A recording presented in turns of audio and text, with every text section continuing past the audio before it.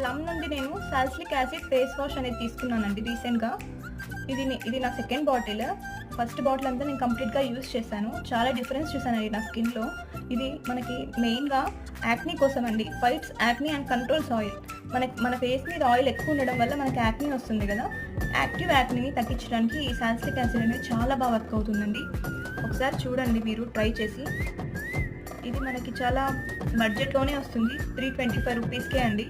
ఇది foaming face wash.